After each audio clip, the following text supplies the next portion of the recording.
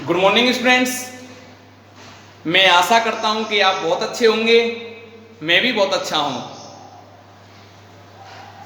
देखो, आपकी डिमांड के आधार पर मैंने आपके लिए फिजिक्स पार्ट फर्स्ट और पार्ट सेकंड दोनों स्टार्ट कर दिए हैं, जिससे कि मेरे चहेते स्टूडेंट्स इस कोविड-19 के दौर में ज़्यादा से ज़्यादा फायदा उठा सकें। राइट? तो प्रीवियस लेक्चर मेरे फर्स्ट में ऑप्टिक्स के बारे में मैंने आपको इंट्रोडक्शन बताया था। उसी को थोड़ा रिवाइज करते हुए मैं आगे बात करता हूं ऑप्टिक्स, प्रकाश की। तो देखो, हम इसकी किसके अंतर्गत स्टडी कर रहे हैं? भौतिक विज्ञान के अंतर्गत। राइट? तो भौतिक विज्ञान की ऐसी शाखा जिसके अंतर्गत हम प्रकाश के गुण धर्मों का अध्ययन करते हैं, वो हमारी प्रकाश की अर्थात ऑप्टिक्स कहलाती है। इसके जो गुण धर्मों की हम व्याख्या करते हैं, वो मेन अपन तरंग दैर्घ्य के आधार पर करते हैं। और मैं आपको बता चुका हूं कि जो प्रकाश की तरंग दैर्घ्य होती है वो 3800 एंगस्ट्रॉम से 7800 एंगस्ट्रॉम तक होती है। राइट? जरा आप देखें, इसके ऑर्डर को देखो, आप बहुत छोटा है। मींस एक एंगस्ट्रॉम की वैल्यू बोलो आप 10 की पावर -10 मीटर, बहुत छोटा हो गया। तो इन गुणधर्मों जो डिसाइड हुए हैं वो वेवलेंथ से होते हैं। तो इसी के आधार पर हम ऑप्टिक्स की दो ब्रांचों की स्टडी करते हैं। वो कौन कौन सी हैं? एक तो आती है हमारी रे ऑप्टिक्स, जिसे किरण प्रकाश की कहते हैं, और ये आती है हमारी वेव ऑप्टिक्स, जिसे तरंग प्रकाश की कहते हैं। राइट? तो सबसे पहले हमको यह पता होना चाहिए कि किरण प्रकाश की में किसकी स्टडी करनी चाहिए और वेव ऑप्टिक्स में किसकी स्टडी करनी चाहिए। राइट? अब ध्यान रखना, आप ही हमारे साथ मिलकर के ये विजुअलाइज करेंगे कि किरण प्रकाश की में किसकी स्टडी करने वाले हैं। अब देखो, ऑर्डर मैंने आपको बता ही दिया। अब आप प्रकाश को, सूर्य का जो प्रकाश होता है, उसको मैं मिरर पर इंसिडेंट करा रहा हूं, आपतित करा रहा हूं दर्पण पर। जैसे एक स्फेरिकल मिरर है ये, ठीक है ना? राइट? सभी की समझ में आ रहा है? इस पर प्रकाश इंसिडेंट हो रहा है, आपतित हो रहा है। अब ध्यान रखो, जब इसके ऊपर प्रकाश आपतित होगा तो प्रकाश की वेवलेंथ कितनी हुई? एंगस्ट्रॉम ऑर्डर की। अब इसका आप साइज देखो, ठीक है ना? इसकी विड्थ, इसकी मोटाई देखो तो कुछ सेंटीमीटर में होगी, इसकी चौड़ाई भी कुछ सेंटीमीटर में होगी। तो सेंटीमीटर बड़ा हुआ कि एंगस्ट्रॉम बड़ा हुआ? सेंटीमीटर। एंगस्ट्रॉम कैसा हो गया? छोटा। और जब एंगस्ट्रॉम अर्थात लैम्ब्डा का मान छोटा हो तो मैं इसको कैसे लिखूं?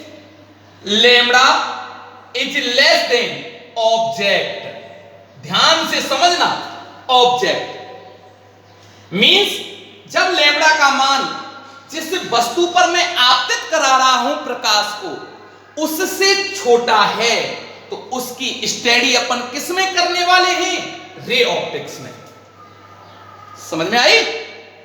और देखो इसका, अब जैसे देखो, ये प्लेन मिरर है, प्लेन मिरर, समतल दर्पण है। अब समतल दर्पण पर मैं सूर्य के प्रकाश को इंसिडेंट कराता हूं, आपतित कराता हूं। ध्यान रखना, जब मैं इसको इसके ऊपर इंसिडेंट कराऊंगा तो क्या होगा? इसका साइज बड़ा होगा कि सूर्य के प्रकाश का साइज बड़ा होगा? इसका साइज बड़ा। और जब ये क्या हुआ यहां पर, ये कौन है? यहां ऑब्जेक्ट है। ये क्या है? ऑब्जेक्ट। और जब ऑब्जेक्ट का साइज बड़ा हो तो हम उसकी स्टडी किस में करेंगे? रे ऑप्टिक्स में। राइट? लैब में से मैं लेंस इसलिए नहीं लाया कि लेंस मेरे पास ऑलरेडी है, जो कि आपको दिख रहा होगा, ये है लेंस। अब देखो आपके सामने मैं लेंस पर प्रकाश को इंसिडेंट कराऊं, आपतित कराऊं इसके ऊपर, तो बताओ क्या होगा? इसका साइज बढ़ा कि प्रकाश का साइज बढ़ा? प्रकाश का ऑर्डर बढ़ा, इसका साइज बढ़ा। और इसका साइज बढ़ा, जब ऑब्जेक्ट का साइज बड़ा होता है तो बताओ किसमें स्टडी करेंगे? रे ऑप्टिक्स में, राइट? तो मैं कह सकता हूं जैसे ये प्लेन मिरर है मेरा और ये सूर्य का प्रकाश इस पर आपतित हो रहा है। सूर्य के प्रकाश की वेवलेंथ बताएं जरा, कितनी होती है? एंगस्ट्रॉम ऑर्डर की, राइट? तो एंगस्ट्रॉम ऑर्डर की, और इसका कुछ साइज होगा, किसमें होगा? सेंटीमीटर या मीटर में, ठीक है? तो ये कौन हुआ मेरा? ऑब्जेक्ट। ऑब्जेक्ट हुआ तो कौन बड़ा हो रहा है यहां पे? ये बड़ा है। तो ये बात फॉलो हो रही है ना? तो ऐसी जो फिनोमेना है उनकी स्टडी हमेशा हमेशा किसमें करने वाले हैं? रे ऑप्टिक्स में। ये आपकी समझ में आ जाना चाहिए। जैसे कि मैंने प्रीवियस लेक्चर में आपको बताया था, रिफ्लेक्शन, रिफ्रैक्शन मतलब परावर्तन, अपवर्तन, ठीक है ना? प्रिज्म से अपवर्तन, अपवर्तक दूरदर्शी, संयुक्त सूक्ष्मदर्शी, उस सभी इंस्ट्रूमेंट और फिनोमेनाओं का जो स्टडी करने वाले हैं वो किसमें हैं? रे ऑप्टिक्स में, राइट? कोई डाउट नहीं होना चाहिए। और जो कि हमको हमारी रियल लाइफ में देखने को मिल जाती हैं, ये ध्यान रखना। सब चीज समझ में आ रही होगी आपके में, क्लियर आवाज आ रही है मेरी? ओके? वेव ऑप्टिक्स की बात करें, अब ध्यान रखो इसका अपोजिट। जब लैम्ब्डा का मान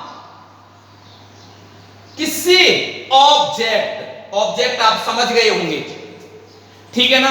लैम्ब्डा का मान ऑब्जेक्ट से कैसा हो? थोड़ा बड़ा हो या एप्रोक्सीमेटली बराबर हो, तो इसकी स्टडी हम किस में करते हैं? वेव ऑप्टिक्स में। लेकिन ये हमको जर्नली रियल लाइफ में देखने को नहीं पाया जाता है, ये ध्यान रख लेना। तो इसको हम किस में विजुअलाइज करते हैं? इसको विजुअलाइज करने के लिए अपन लैब काम में लेते हैं, लेबोरेटरी में ये देखने को मिलता है, राइट? ठीक है ना? इस बात को ध्यान रखना।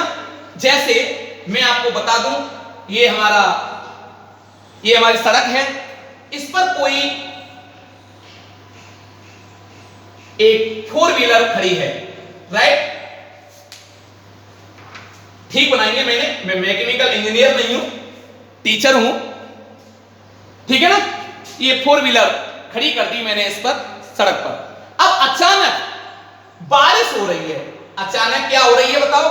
बारिश हो रही है, बारिश। अचानक बारिश हो रही है। अब अचानक जब बारिश होगी तो क्या होगा बताओ? क्या होगा? अचानक वो गाड़ी जो है वो पुरानी है तो उसमें से ऑयल रिस रहा है। क्या रिस रहा है उसमें से? ऑयल। ये ऑयल की बूंदें हैं, ठीक है?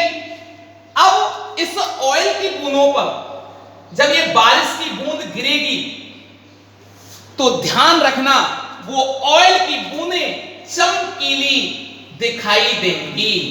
कैसी दिखाई देंगी? चमकीली। तो ये जो फिनोमेना है वो किसके अंतर्गत? अच्छा, ये कभी कभार दिखता है, आप गौर करके देखोगे, गौर से देखोगे तब ये फिनोमेना दिखाई देगा आपको। तो इसकी स्टडी जो हम करते हैं वो किस में करते हैं? लेबोरेटरी में। तो ये परत है, ऑयल की जो बूंदें हैं यहां पर मुझे चमकीली दिखाई देंगी। तो इसका जो अध्ययन करते हैं वेव ऑप्टिक्स में, वो ऐसे फिनोमेनाओं की स्टडी करते हैं, ठीक? और समझे आप इसी के बारे में। ये एक कार्डबोर्ड है। क्या है ये? कार्डबोर्ड। हां देखिए, ये एक कार्डबोर्ड है, ठीक है ना? अब इधर मेरा डार्क रूम है, ध्यान से समझना इसके बारे में। आप इसमें कोई ऑब्जर्वर है, ये ऑब्जर्वर के ऊपर डिपेंड करता है, और मैंने इसमें एक होल कर दिया, इसको कट कर दिया, तो क्या होगा? इससे प्रकाश की रेज जाएंगी, इसमें से निकलेंगी और इसे डार्क रूम में उजाला कर देंगे और यहां पर एक चमकीला धब्बा बन जाएगा। समझ में आई? खूब दिख रहा है। इसकी लाइफ में, रियल लाइफ में हमको देखने को मिल जाएगा, राइट? जैसे ये कार्डबोर्ड है, ठीक है ना, ध्यान से समझना, बहुत इंटरेस्टेड है। अब जो ये मैंने कार्डबोर्ड में जो छिद्र किया है, होल किया है, इसको मैं बारीकी से छोटा छोटा, अब इस होल के साइज को मैं छोटा करता जाता हूं, डिक्रीज कर रहा हूं, राइट। और मैंने एक बारीक छिद्र कर दिया इसमें, देखो छोटा, ये कार्डबोर्ड है, इधर डार्क रूम है, राइट, या आप यूं कह लो ये मैं डार्क रूम में खड़ा हूं, ठीक है ना, इधर उजाला है, समझ में आ रही, कोई डाउट नहीं। अब इसमें मैंने बारीक सा छिद्र कर दिया, देखो ये आगे हम इसी में पढ़ते हैं, हाइगेंस ने इसके ऊपर प्रैक्टिकल भी किया था, फिर बाद में यंग का दिस्लिट प्रयोग आ गया था, जिसकी स्टडी हम वेव ऑप्टिक्स में करने वाले हैं। ये बारीक सा छिद्र हो गया। अब इसमें से ये दिख रहा है आपको बारीक सा, ठीक है ना, बारीक होल हो गया। अब इसमें से जो प्रकाश गुजरेगा, तो ध्यान रखना, वो प्रकाश जो गुजरने वाला है वो पर्दे पर देखेंगे अपन, उसको विजुअलाइज करते हैं, तो इसके बाद मुझे चमकीले बिंदु प्राप्त होंगे। कभी काले, इससे प्रकाश निकल रहा है, मैं डार्क रूम में खड़ा हूं, स्क्रीन बना दी नहीं मैंने, अब स्क्रीन पर इससे गुजरने वाले प्रकाश को मैं विजुअलाइज कर रहा हूं, तो वहां पर देख रहा हूं मैं कुछ चमकीले बिंदु, कुछ काले बिंदु, चमकीले काले, चमकीले काले, चमकीले काले, इस प्रकार से एकांतर क्रम में मुझे ये सीरीज प्राप्त होती है। लेकिन ये मुझे देखने को कहां मिला? लेबोरेटरी में। कहां देखने को मिला? लेबोरेटरी में देखने को मिला। तो इसकी जो स्टडी करने वाले हैं वो किस में करने वाले हैं बच्चों? वेव ऑप्टिक्स में। बिल्कुल क्लियर, कोई डाउट नहीं, राइट। चलो नोट करें ये।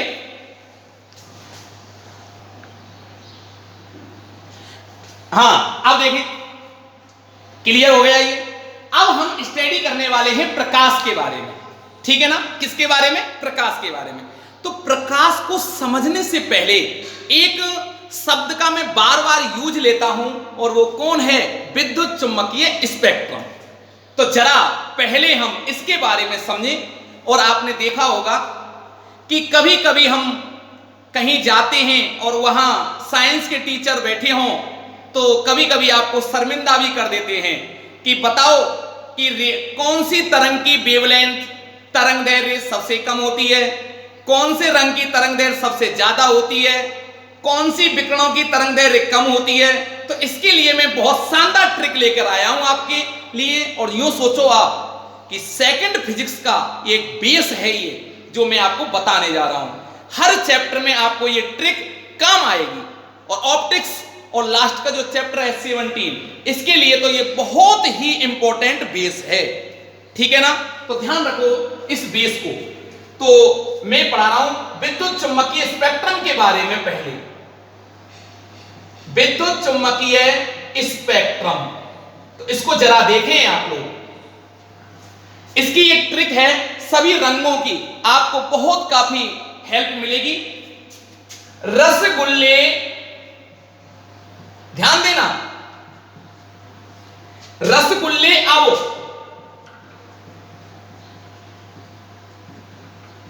दिखाई देने पर, रसगुल्ले अब दिखाई देने पर अकस्मात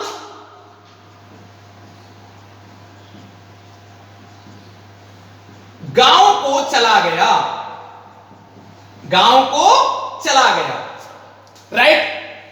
इसमें मेरी पूरी फिजिक्स समाई हुई है इस लाइन में, ये ध्यान रखें आप लोग, ठीक है ना। वो कैसे सर? अब देखो इन चीजों पर अंडरलाइन कर लें। रे से अब दिखाई देने पर, दिखाई देने पर अकस्मात गांव को चला गया। दो बार बोले मेरे साथ। रसगुल्ले अब दिखाई देने पर अकस्मात गांव को चला गया, राइट। सभी को याद हो गया होगा। तो देखो बच्चों, इसके बाद एक लाइन बनाओगे आप। ये मैंने लाइन बना दी। अच्छा, बीच में रस, रेफोर होता है रेडियो तरंगे। रेफोर क्या होता है? रेडियो तरंगे, रेडियो तरंगे। सेफोर सूक्ष्म तरंगे, सूक्ष्म तरंगे, राइट। अब रक्त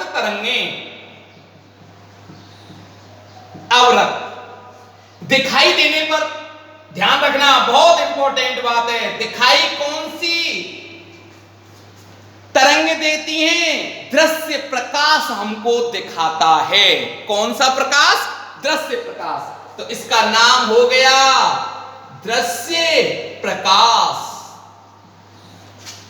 राइट। दिखाई देने पर परावैंगनी किरणें, परावैंगनी किरणें, राइट भैया।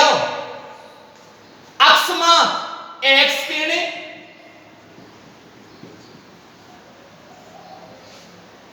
गांव गामा किरणें, और कॉस्मिक किरणें। कौन सी? कॉस्मिक, ठीक है ना, लिख लो। वैसे हमारे सिलेबस में है नहीं कॉस्मिक किरणें, ये 7 हैं, ठीक है ना। गामा तक कितनी है? 7, ठीक है ना। कॉस्मिक हमारे सिलेबस में है नहीं, मैंने लिखा दिया आपको। तो ये लाइन आपको अब बिल्कुल कॉन्सेप्ट क्लियर करने वाली है। अब आपको सेकंड फिजिक्स में कोई प्रॉब्लम नहीं आने वाली, राइट।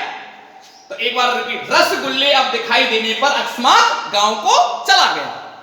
रेडियो तरंगे, रेफोर, सेफोर सूक्ष्म तरंगे, आवृत्त तरंगे, दिखाई देने पर दृश्य प्रकाश, पर परावैंगनी किरणें, एक्स किरणें और गामा किरणें, राइट। अब आती है बात दृश्य प्रकाश। तो दृश्य प्रकाश कौन सा प्रकाश होता है? जो सूर्य से जो प्रकाश प्राप्त होता है, किससे? सूर्य से। वो कौन सा प्रकाश होता है? श्वेत प्रकाश। तो जरा इसके बारे में आप बात करें, देखो, ठीक। तो ये श्वेत प्रकाश, श्वेत प्रकाश, राइट। अब देखो आप इधर, इसको श्वेत प्रकाश में भी कितने रंग होते हैं? कितने रंग होते हैं? 7। कितने? 7। और 7 को याद रखने का तरीका है विवग्योर। क्या है? बोलो, विवग्योर। मेरे साथ बोलना है, क्या है? विवग्योर। तो देखो, बी ऐसे 7 टिक लगा लो, 1 2 3 4 5 6 और एक और बढ़ा लेंगे, कोई प्रॉब्लम नहीं है, 7। और यहां पर लिखे हैं अपन आई वी जी बाई ओ और आर, राइट। अब इसके बारे में बिल्कुल क्लियर हो गया। और ये पूरा क्या है? ये किस में आती है? विद्युत चुंबकीय स्पेक्ट्रम में बात आती है। बच्चों को समझ में नहीं आता, रटना पड़ता है। आपको रटने की कोई जरूरत नहीं है, ठीक है ना। इसी प्रकार आपको पूरी फिजिक्स आसान हो जाएगी। आप हमारे साथ कंटिन्यू इसी प्रकार जुड़े रहिए। देखो, अब देखिए जरा इसको। अब मैं इधर से इधर को जा रहा हूं, ध्यान रखना बच्चों, ऐसे चल रहा हूं मैं, ऐसे, ठीक है ना। प्रेक्षक ऐसे जा रहा है, ये प्रेक्षक है, ठीक है ना। और इस प्रकार से रसगुल्लों की तरफ जा रहा है। किधर जा रहा है? रसगुल्ले इधर है, रसगुल्लों की तरफ जा रहा है। और जब रसगुल्लों की तरफ जाएगा तो भैया लैम्बडा का मान बढ़ेगा। किसका मान बढ़ेगा रसगुल्लों की तरफ? किसका? लैम्बडा, ठीक है ना। अच्छा, लैम्बडा हम जानते हैं कि न्यू बराबर क्या होता है? सी अपॉन लैम्बडा। न्यू बराबर क्या होता है? सी अपॉन लैम्बडा। इसका मीन्स क्या हुआ कि जब लैम्बडा मेरा घटेगा तो न्यू का मान बढ़ेगा। तो देखो, लैम्बडा घटा तो न्यू इधर जाने पर न्यू का क्या होगा? बताओ, न्यू क्या होगा? घटेगा। और न्यू घटेगा तो ई बराबर क्या होता है? H new. ई बराबर क्या होता है? H new. तो ऊर्जा भी क्या होगी मेरी? घटेगी, डिक्रीज होगी। तो देखो, आपको सारी चीज समझ में आ गई। अब देखो, कोई आपसे चाहे वो कॉम्पिटिटिव एग्जाम हो, चाहे आरबीएससी हो, चाहे वो सीबीएसई हो, जर्नल साइंस के क्वेश्चन कैसे भी बना ले, वो 1 मिनट में चुटकी बजते ही आप इसका आंसर दे दोगे। आपको ये लाइन रट ली है, ये तो याद हो गई होगी। रसगुल्ले तो आपके फेवरेट हैं। तो देखो, आप जब ऐसे जा रहे हो तो बताओ, रेडियो तरंगों की तरंग दैर्घ्य मैक्सिमम, लाल रंग की तरंग दैर्घ्य मैक्सिमम, सूक्ष्म तरंगों की तरंग दैर्घ्य रेडियो तरंगों से कम होती है, ठीक है ना। सबसे कम किसकी? गामा किरणों की, और सबसे कम कॉस्मिक किरणों की। कॉस्मिक हमारे सिलेबस में है नहीं, इसलिए मैं इसको कंसीडर नहीं कर रहा हूं, ठीक है ना। आवृत्ति किसकी ज्यादा? गामा किरणों की, उसकी तरंगदैर्घ्य कम है। रंगों में देख लीजिए यार। ऊर्जा चाहे जो पूछे भैया, कॉन्सेप्ट हमारे क्लियर है, ठीक है ना। इसको नोट करें।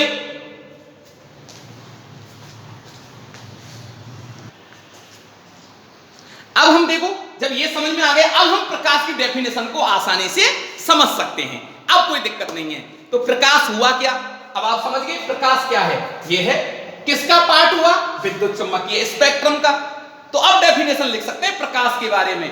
विद्युत चुम्बकीय स्पेक्ट्रम का वह भाग जो स्वयं तो क्या रहता है? अदृश्य, लेकिन जिस वस्तु पर वो आपतित होता है उस वस्तु से प्रकाश हमारी आंखों में दृष्टि संवेदना उत्पन्न कर देता है, जिसके कारण मुझे वस्तु दिखाई देती है। ये क्या कहलाएगा? हमारा प्रकाश। राइट, कोई डाउट नहीं, क्लियर। इसको नोट करें आप। आज तक के लिए इतना ही।